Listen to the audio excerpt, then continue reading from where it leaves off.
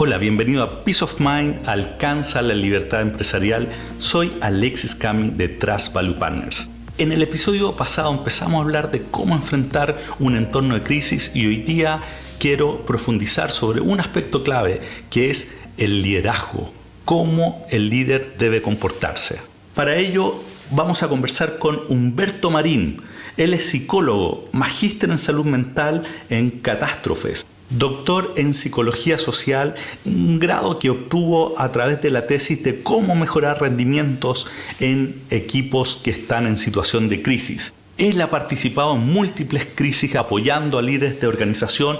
Participó, por ejemplo, en el 11M del atentado en Atocha, en Madrid, en el 27F, que fue el terremoto en Chile, en el rescate de los 33 en el norte de Chile y en la catástrofe forestal del 2017 también aquí en Chile. En estos días has estado tremendamente activo apoyando distintas instituciones y líderes en cómo enfrentar la situación que estamos viviendo. Además, él es fundador de la Sociedad Chilena de Psicología en Emergencias y Desastres. Es decir, es toda una autoridad en el tema, así que acompáñame en esta conversación que vamos a hablar sobre las 5 claves del liderazgo para navegar en tiempos de crisis. Humberto, muchas gracias por venir hoy día aquí en tiempos que están bien movidos acá en Chile y de lo que vamos a conversar es relevante ahora para Chile, pero en realidad se aplica a cualquier situación de temas graves que están pasando, ¿cierto? Sí, correcto. Así que muchas gracias por darte el tiempo de venir a conversar conmigo y antes de entrar en el tema, ¿desde dónde vas a hablarme hoy día? Bien, muchas gracias Alexis por la invitación. Mi nombre es Humberto Marín y yo te comento que soy psicólogo, mi profesión de base es estudiar psicología. Y desde ahí uno adquiere herramientas para comprender el comportamiento humano desde el punto de vista individual y el punto de vista colectivo. Sin embargo, mi especialización no es en clínica, yo no hago psicología clínica como habitualmente la gente piensa, sino que yo me especialicé en psicología de emergencia. Esto es el estudio del comportamiento humano individual y colectivo antes, durante y después de situaciones de emergencia. Mi magíster y mi doctorado lo hice en España. Y mis tesis han cambiado en el ámbito del trabajo tanto con individuos, personas individuales, como con equipos. ¿Por qué es importante aprender estas cosas, ver estas cosas? Porque si bien es cierto, gran parte de los fenómenos que se dan en lo individual también se pueden replicar en lo colectivo. Y desde esa perspectiva podemos sacar algunas conclusiones, algunas aproximaciones de cómo estar mejor preparados, cómo responder de mejor manera, cómo mitigar el impacto de las crisis y cómo obviamente salir fortalecido de ellas. Lo que vamos a conversar hoy día es relevante para ¿qué tipo de crisis? Para cualquier tipo de crisis. Cuando hablamos de eventos potencialmente traumáticos en lo individual, también podemos hacer la misma referencia en lo colectivo, ¿sí? Puede ser eventos que están asociados con los ciclos de naturaleza, huracanes, terremotos, incendios. ¿Tú estuviste activo, de hecho, en la época del terremoto? Sí, claro. A mí me tocó trabajar e intervenir en el terremoto, en el rescate de los 33 mineros, en la catástrofe forestal del año 2017. Yo hice mi práctica, estaba en Madrid cuando me tocó hacer la práctica atendiendo y respondiendo a personas que habían sido afectadas por el atentado del 11M, del 11 de marzo, en las bombas de Atocha. Entonces, si bien es cierto, aunque los eventos cambian, la figura puede cambiar del tipo bomba, del tipo incendio forestal, del tipo terremoto o del tipo crisis política. Los efectos y las consecuencias desde el punto de vista de la psicología, tanto individual como colectiva, son más o menos similares. Perfecto. Son más o menos similares. Aquí yo siempre hago una analogía. No importa tanto el motivo por el cual tú te quebraste el brazo. Puede ser una caída en una bicicleta, en una caída en un monopatín, o en una colisión de tránsito, o en un atropello de tránsito. Pero sin embargo, el proceso que está detrás de la recuperación de ese hueso que te fracturaste es más o menos similar. Perfecto, muy claro. Entremos en materia. Hoy día estamos en una situación bien delicada acá en Chile y bueno, lo conversábamos en episodios pasados que esto es algo que en Latinoamérica lamentablemente no es tan inusual de estar viviendo en temas de convulsión, más allá de las razones de fondo, sino que me refiero del impacto que está teniendo en mucha gente. Y hoy día quiero que nos enfoquemos en lo que está viviendo un dueño de empresa en este instante. La situación es compleja, todos lo sabemos. La crisis sociopolítica que se ha desarrollado, que se ha gestado en los últimos días, ha llevado a que los sistemas se estén exprimiendo y llevando a su máximo. No sabemos cuánto más se puede mantener esas revoluciones, digamos. No se sabe cuándo va a terminar. Hay mucha incertidumbre con respecto a algunos elementos. Desde ese punto de vista, esta es una crisis que es distinta, por ejemplo, a un terremoto. Un terremoto sucede, el evento mayor, después vienen algunas réplicas, pero todo tiende a tranquilizarse.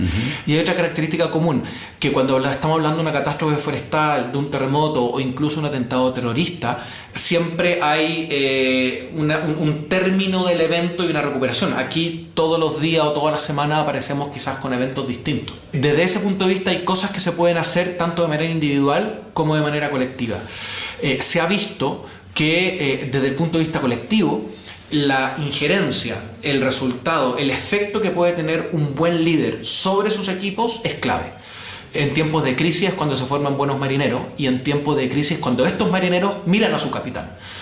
Yo siempre coloco una analogía cuando me toca formar equipos. Imagínese que usted está cruzando la cordillera de los Andes en un avión y comienza la típica turbulencia producto del cruce de una cordillera. Usted lo que hace habitualmente es que mira al sobrecargo. En ese momento es su líder. Y si el sobrecargo está muy contento y feliz, silbando hacia todos lados, viendo y transmitiendo como si esto fuera natural, obviamente usted le va a transmitir tranquilidad. ¿Sí? Eso que puede ser algo muy del sentido común, algo muy vago, algo que puede decir sí, pero eso lo dice cualquier persona, se estudió y se ha estudiado en los últimos años. La primera vez que se pensó en cómo un ser humano podría ayudar a otro a intervenir en crisis ha sido en la Primera Guerra Mundial, cuando aparecieron las famosas neurosis de guerra. Después el concepto ha ido cambiando. Lindemann fue una de las primeras personas, un psiquiatra, que en Boston trabajó con personas que se habían salvado de un incendio de una discoteca de la época que era el Coconut Grove. Y desde ahí se han ido tratando de desarrollar distintas técnicas, distintos procedimientos para intervenir, para ayudar a las personas, tanto desde el punto de vista individual como colectivo, a superar las crisis. Y uno de los últimos hallazgos es un estudio realizado por Hopful y varios colaboradores alrededor del año 2007, donde él dice que las cosas que se pueden hacer tienen un espectro bastante amplio y deben ser personalizadas, deben ser llevadas a cabo respetando la cultura de cada organización. Una empresa que trabaje con valores es distinto a una empresa que trabaje con líneas productivas, es distinto a una empresa que trabaje con ideas, etc. Es distinto a una empresa constructora, por ejemplo. Pero sin embargo, los principios que se deben mantener o que se deben propender son más o menos los mismos, ¿sí? Hopful habla de que deben ser 5. Si te parece, hacemos referencia a ello. De todas maneras, vamos. El primero de ellos es seguridad. El líder, tanto a nivel de dueño de empresa, a nivel de gerencia, a nivel incluso de jefatura, debe ser capaz de comunicar y mantener a su equipo seguro. Por seguridad estamos hablando de una seguridad integral, no solamente una seguridad antirrobos, antibombas, antifuegos, sino que velar porque los integrantes de su equipo tengan satisfechas sus necesidades básicas, y aquí cito a Maslow. No sé si se acuerdas la pirámide de Maslow. La pirámide de Maslow comienza con las necesidades fisiológicas, necesidades de seguridad, de conexión, etc. Apunta un poco a eso. Velar porque los integrantes de los equipos estén integralmente seguros. Y eso pasa por una conversación directa, donde nos veamos a los ojos y nos juntemos y veamos, control de daños, análisis de daños, ¿cómo estamos? ¿Qué es lo que tenemos? ¿Qué se afectó? ¿Estamos todos bien? ¿Están todos los integrantes bien? ¿Cómo están las casas? ¿Cómo están las comidas? ¿Cómo están las provisiones de repente de efectivo? Y eso también obviamente se aplica a la empresa. ¿Cómo está la caja, por ejemplo? Pero ¿qué pasa cuando hoy de hecho escuchaba un empresario me ponía el audio que había recibido de una jefa de local? Y angustiadísima hablaba lo mandaba diciendo: viene una turba que está tratando de entrar al centro comercial. ¿Qué haces en una situación como esa? Eso obviamente eso es un atentado directo contra la seguridad, en este caso la seguridad personal, la seguridad de ella y de su equipo. Es difícil tener respuestas absolutas, pero sí la recomendación es sacar a esa persona, cerrar ese sistema, sacar a ese sistema de... No exponerlo, ¿sí? A mí me han preguntado ahora, producto de esta crisis, porque yo también soy instructor de primeros auxilios psicológicos, y me han dicho qué tan bueno es proveer primeros auxilios psicológicos en una marcha o en una situación de crisis, por ejemplo, en el incendio mismo, en la batalla mismo, así como lo puede hacer la Cruz Roja con primeros auxilios físicos.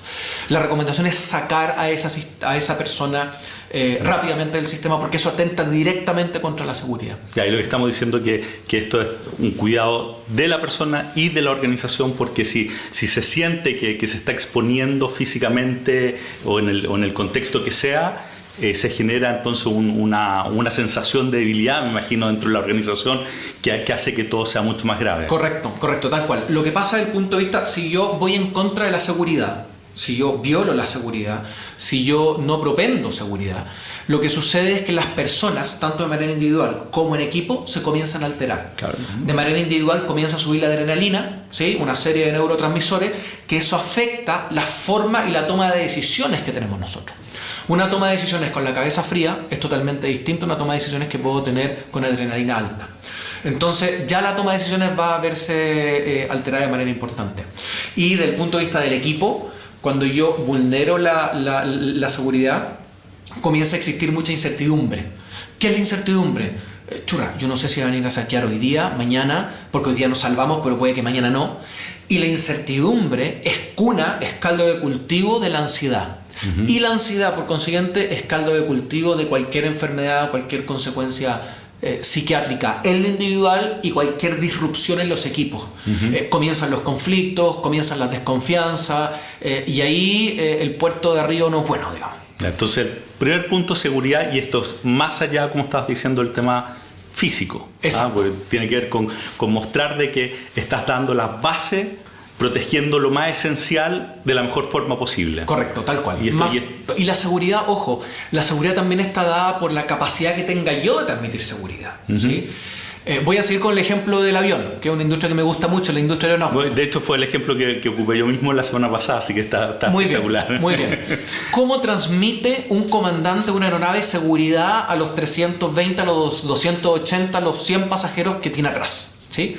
A través de una comunicación calmada, pero esa comunicación no debe ser artificial, porque si no se nota. Uh-huh. ¿Sí? Y lo perciben los equipos. Entonces, la forma de transmitir seguridad es sabiendo en el momento en el que estoy y qué es lo que estoy haciendo. Uh-huh. Mientras más horas de vuelo tiene un comandante de una aeronave, mientras más emergencias ha superado, mejor sabe cómo son las aguas en las que está navegando. Por cuanto mejor indicaciones podrá dar a sus equipos y a los pasajeros. ¿Sí? Es distinto un comandante que les dice a los pasajeros, señores pasajeros, estamos en una crisis, hemos perdido el radar de tierra, no sabemos hacia dónde vamos, y por favor ajusten sus cinturones de seguridad. Ese mensaje versus el decir, señores pasajeros, estamos iniciando un proceso de aproximación visual, por ejemplo, dado que no tenemos referencias de tierra. Les pido, como ustedes saben y están acostumbrados, ajusten su cinturón para seguir con el procedimiento.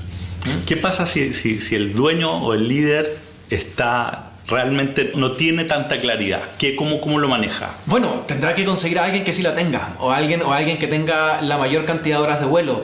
Cuando hablamos de manejo de crisis y hablamos de personas que puedan comunicar los mensajes, no necesariamente siempre la persona que debe comunicarlo puede ser el dueño, ¿sí? Me ha tocado a mí de repente ver que las personas que tienen mejores habilidades para comunicar crisis o comunicar mensajes complejos son las personas que quizás están en las áreas comerciales de la empresa, uh-huh. que por su misma naturaleza tienen más horas de vuelo y son mejores comunicadores. ¿Y siempre diciendo todo la verdad o Es importante. O acomodando un poco la situación? Es importante. Algunas premisas. Premisa número 1, nunca mentir. Nunca mentir. ¿Por qué? Porque la mentira es algo que me ayuda en el aquí y el ahora. La mentira es algo que ayuda a que yo baje mis niveles individuales de ansiedad. Uh-huh. Pero la mentira es algo que en el mediano, en el corto plazo, se me va a venir como boomerang y va a ser peor. ¿Okay? Uh-huh. Es distinto a dos elementos. Primero, dar información dosificada. Eso ayuda, uh-huh. Dar información dosificada, o sea, dar información paulatina a medida que tenga certezas. Uh-huh. Y lo segundo es dar información cuando no tengo información también. Yo recuerdo cuando estuvimos trabajando en el rescate de los mineros, una de las cosas que necesitaba la gente que estaba ahí en Copiapó era información. Y nosotros no teníamos siempre información. Pero el hecho de no tener información es también información. El regular desde este punto de vista, entonces, ¿cuál es la conclusión de la recomendación? el regular los patrones comunicacionales. La recomendación es dar información, por ejemplo, a las 12 del día y a las 6 de la tarde. Y puede que a las 6 de la tarde yo no tenga más información distinta a la que di a las 12 del día. Ok, la información es llegar puntualmente a las 6 de la tarde y decir, estimados, no tenemos más información de la que teníamos a las 12 del día, hemos hecho esto y esto ha sucedido. Entonces vas generando certezas dentro del caos que haya, pero tú eres una fuente de certeza. Eso es la seguridad, justamente. Y genera confianza. Justamente, eso es. La seguridad, entonces, no es solamente seguridad física, no es seguramente seguridad operacional, sino que también seguridad psicológica, en términos de eliminar la incertidumbre. ¿Y cómo elimino la incertidumbre? Entregando información precisa y a tiempos precisos para justamente hacer lo que decías tú, generar certezas. Siguiente punto. Siguiente punto es la calma. La calma operacionalizada como habilidades comunicacionales, tanto verbales como no verbales, para transmitir calma. Y esto se engancha con la seguridad. En la medida que yo tenga certeza de lo que está sucediendo, en la medida que yo tenga certeza que tengo el bastón de mando, voy a poder transmitir calma. En la medida que yo tenga más horas de vuelo, que tenga más entrenamiento, que tenga más preparación, voy a poder transmitir calma. En la medida que yo mismo esté convencido de lo que yo esté diciendo, voy a transmitir calma. ¿Okay? Ojo con la calma transmitida desde el punto de vista verbal y no verbal. Claro. Ojo con las comunicaciones, con el manejo de los silencios, con el manejo de los espacios. Cuando yo hablo más calmado, más lento, puedo transmitir más calma que si lo hago más apresurado, como yo habitualmente suelo hablarlo, porque me motivan estos temas. Tercero es la auto y heteroeficacia. Habitualmente las personas que trabajan o que se ven afectadas por contextos de crisis no saben o no son capaces de identificar cuáles son los recursos que tienen a la mano. Nosotros como seres humanos, tanto desde el punto de vista individual como equipos, empresas, organizaciones, hay muchos recursos que están a la mano y no siempre los recordamos. Yo cuando me toca formar equipos en estos ámbitos, yo siempre les digo, ¿cuántas veces ustedes han conversado acerca de una crisis con un ser querido, con un amigo, con otro colega, con otro dueño de empresa, con el amigo de la empresa al frente? Tiempo que ha pasado la crisis y este colega le ha dicho, bueno, ¿y por qué no me llamaste? ¿Por qué no me avisaste? Fíjate, yo tenía esto mismo y podríamos haber hecho un match. Yo te podría haber dado esto, tú me podrías haber dado esto otro, ¿sí? Y ahí pensamos, mira, en realidad podría haber sido, ok, para la otra, dejémoslo, ok, hablémoslo. En situaciones de crisis, de repente nos sucede que la adrenalina o todo este cóctel químico que nos inunda de manera individual y todas estas disrupciones colectivas hacen que no veamos alternativas, ¿ok? La recomendación entonces está en promover la auto y heteroeficacia, y aquí voy enganchando con el cuarto elemento, que es la conexión con redes, el conectarme con el otro, que son elementos que están muy vinculados. ¿Qué es la auto y heteroeficacia? Que las personas sean capaces de hacer por sí mismas y sean capaces de hacer en conjunto con otras personas. Y ahí también está el cuarto elemento, que es la conexión con redes. A ver, pero antes de pasar al cuarto, sí. El tercero. Auto y heteroeficacia. Un poquito más práctico, pensando de nuevo en dueño de empresa mediana, la situación que está viviendo hoy día, que no tiene claro qué es lo que va a pasar. De hecho hay muchos que están pensando, bueno, quizás van a que cerrar la empresa, están haciendo cálculos de qué significa, están viendo cuánto tiempo van a poder durar en operaciones si esto continúa. ¿Qué tienen que hacer en este punto? En ese contexto, en lo concreto, la autoeficacia estaría relacionada con escuchar un poco a sus equipos, ¿sí? Tener un poco el bastón de mando, pero escuchar, ver qué es lo que puede hacer el equipo, cuáles son las soluciones que pueden tener los equipos. Pero, por ejemplo, ¿tú serías partidario de que hablen abiertamente de la situación con su equipo? Quizás no con todos, pero obviamente tienen gente de confianza. Deben tener en alguna oportunidad consejeros. Esto tiene que ver con construir el plan de crisis o el plan de contingencia de cómo enfrentar lo que se está viviendo, ¿no? Correcto. Y con escuchar sus opiniones y con tomar sus ideas y con hacer que su equipo se sienta eficaz. Y no solamente un equipo que está esperando que aparezca el rey a colocar el dedo hacia arriba y colocar el dedo hacia abajo, perfecto. Sino que está asociado a co-construir la solución con ellos. Perfecto. Nosotros le llamamos el comité de crisis, el juntar con sus personas de más confianza, el sentarse a, bueno, esta es la situación, qué cosas podemos hacer, ¿no? Tal cual.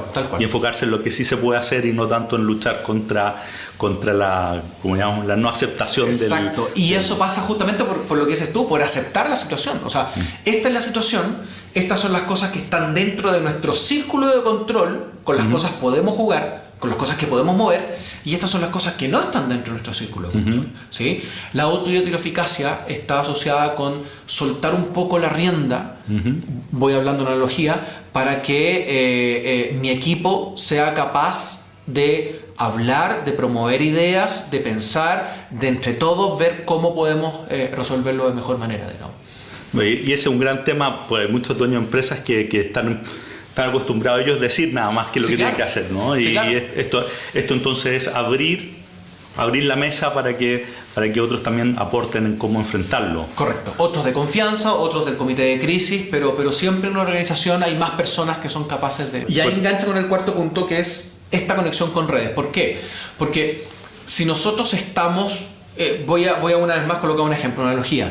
Si nosotros pensamos que una crisis es estar a la deriva en un bote con mi comité de crisis, ¿sí? Yo como capitán podré escuchar las opiniones de mis oficiales, podré escuchar sus ideas y podremos tomar resolución al respecto. Y alguna de las opiniones puede ser, oye, miremos a ver si hay otros barcos a la redonda. Y probablemente cuando hay una crisis y probablemente cuando sabemos que estamos navegando, probablemente hay otros botes que están también a la deriva y hay otros botes también con los cuales nos podemos vincular. ¿Sí? Y aquí es cuando yo colocaba el ejemplo que habitualmente después de que pasan las crisis, yo lo converso con algún colega, con algún amigo y suele responderme y decir, bueno, ¿y por qué no me llamaste? ¿Por qué no me avisaste? ¿Por qué no me preguntaste? ¿Sí? Desde ahí está como una estrategia activa el buscar, el salir con los binoculares a ver cuáles son las redes, cuáles son los vínculos, cuáles son las oportunidades que tenemos a nivel nacional, en el ámbito regional, en Latinoamérica, o incluso en el mundo, que nos pueden apoyar o con las cuales podemos hacer match para estas situaciones. Justamente hoy día me mostraba un empresario que tiene un chat con otra gente que está viviendo también tiempos y momentos muy difíciles, y me decía que lo que le estaba pasando es que se angustiaba más con lo que estaba leyendo. Entonces, ¿cómo haces para que estas redes tengan el efecto positivo y no sea que se vuelva exponencial la angustia? Muy buena pregunta.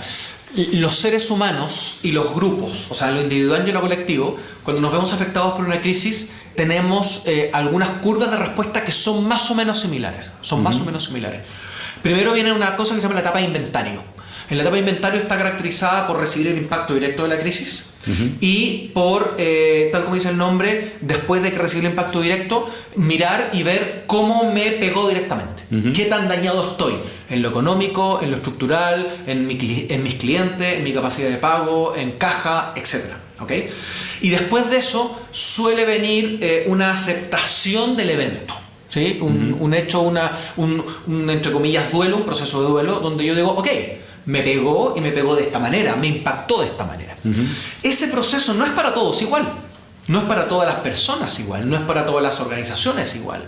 Una empresa que tiene 2 sucursales va a tener un proceso teóricamente un poquito más rápido, más ágil que una empresa que tiene operaciones a lo largo de todo Chile o una empresa que tiene operaciones en Latinoamérica, por ejemplo. ¿Okay? Entonces, obviamente, esos procesos van a ritmos distintos cuando yo estoy en un WhatsApp o en un grupo. Van a haber personas que van a estar un poco más rezagadas, alegando, diciendo, pero ¿cómo es posible que esto haya pasado? Esto no lo entiendo, no lo comprendo. Y van a haber otras personas que ya están en la etapa de aceptación y están con los binoculares viendo qué es lo que sigue.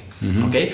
Desde ahí también el apoyo puede ser importante y quizás el inicialmente vincularse con empresas que estén más o menos en el mismo ritmo. Hay organizaciones que quizás por su envergadura, por su naturaleza, por su misma madurez organizacional, les va a costar mucho más asumir este duelo. Les va a costar mucho más asumir el hecho del impacto que recibieron y cómo lo están asumiendo. Y otras empresas quizás más dinámicas, acostumbradas a un negocio en constante crisis. Por ejemplo, me imagino, no sé, gente que trabaja con acciones, en un ámbito donde ya el medio ambiente es de mucha modificación constante, menos estabilidad, digamos, quizás estén más preparados.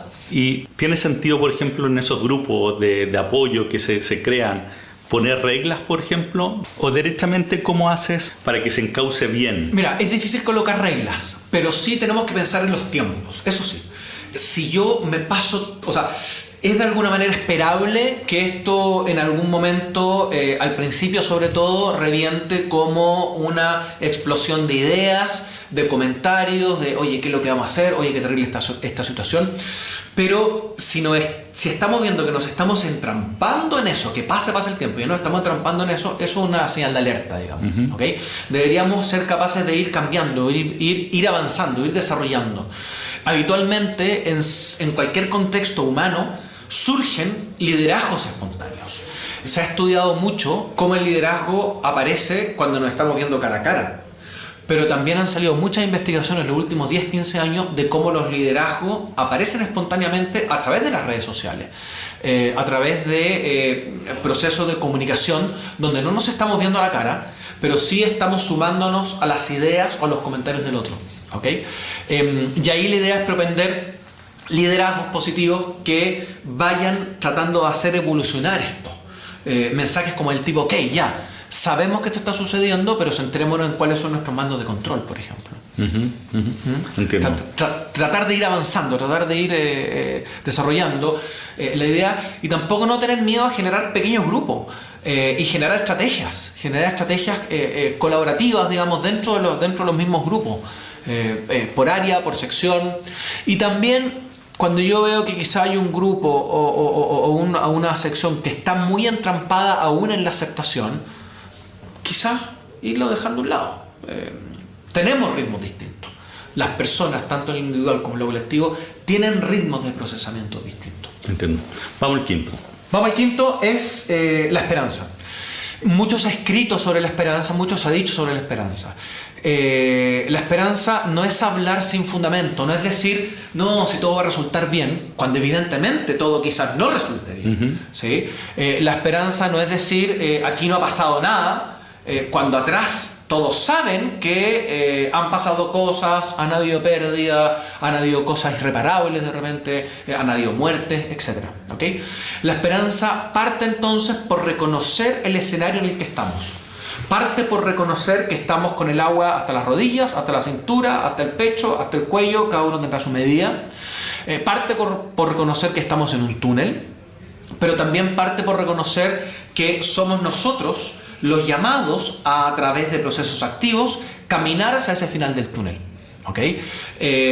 Somos nosotros los llamados en conjunto a salir adelante. Poder de influenciar lo que va a pasar y no ser simplemente no ser víctima. Exacto. Volverse protagonista en este proceso. Tal cual. ¿Y por qué lo señala al último? ¿Y por qué estos autores lo señalan al último? Porque la esperanza podríamos decir que es el triángulo o es la esfera que está sobre estos otros 4 pilares de seguridad, calma, auto y heteroeficacia y conexión con redes. O sea, si yo he hecho y he fundado estos 4 pilares con certeza, mi esfera que está en la punta tiene 4 buenos elementos en los cuales poder asentarse y poder decir, oye, con estos 4 elementos nosotros podemos seguir adelante. Si no, si yo tengo esperanza o si yo doy un mensaje, entre comillas, esperanzador, sin haber resuelto, sin haber hecho estas 4 cosas concretas, ya no es esperanza, sino que son mensajes de buenos deseos. ¿Okay? La esperanza entonces parte por conocer eso y ver cómo de aquí construimos hacia adelante. Súper interesante. ¿Cómo podríamos, dijimos 5 cosas, ¿cierto? Seguridad, calma, auto, heteroeficacia, redes y esperanza. ¿Qué preguntas se debería hacer el empresario, el líder de organización para saber si está atendiendo cada una de estas 5? Vamos cada una. La primera, ¿cuál es la pregunta clave que se tiene que hacer? La pregunta clave de seguridad es pensar en un checklist, a ver cómo estoy yo, cómo está mi equipo y cómo está mi organización en elementos tan básicos como agua, techo, comida, seguridad en el sentido de robos, ¿sí? Y seguridad también en el sentido de, por ejemplo, disponibilidad de caja, hasta cuándo tengo posibilidad, cuáles son los pagos que puedo posponer, cuáles son las organizaciones con las cuales puedo negociar un programa de pago si tengo muchos acreedores, y también entender que también me van a preguntar a mí si tengo facturas por cobrar, por ejemplo. ¿Okay? Entonces, tratar de hacer un inventario, tratar de hacer un catastro. Perfecto. Es lo mismo, yo hago lo siguiente. Ustedes en las películas de la Segunda Guerra Mundial, una vez que atacan al submarino o atacan al barco, termina el bombardeo, automáticamente el primer oficial lo que dice es catástrofe de daños. ¿Cómo están las máquinas? ¿Cómo está la intermedialidad del transporte? Etcétera. Perfecto. El segundo punto, calma. La pregunta que debe hacerse. Si es que quien está hablando, el vocero... ¿Soy yo el mejor vocero? ¿Soy yo el mejor vocero en este minuto? ¿Soy yo el mejor vocero para dar todos los mensajes? ¿O quizás podemos distinguir áreas? Podemos distinguir que, por ejemplo, tal persona hable de recursos humanos, tal persona hable de flujo de caja, ¿sí? Porque la calma está asociada al dominio del tema que tenga también. ¿Sí? Mientras más dominio tengo yo de un tema, obviamente más información voy a tener y va a ser más fácil el comunicarlo. Perfecto. Para la tercera, ¿cuál es la pregunta que se tiene que hacer? Auto y heteroeficacia. No todos los controles los tengo que mover yo. ¿Quién me puede ayudar a mover otros controles? Y también permitir que los muevan. Pero la pregunta es si lo estoy manejando solo. Exacto. O estoy ocupando a la mejor gente para manejar los controles que necesito. Exacto, tal cual. Las redes. Y se engancha con las redes. ¿Cuáles son los controles que quizás hace tiempo que no veo?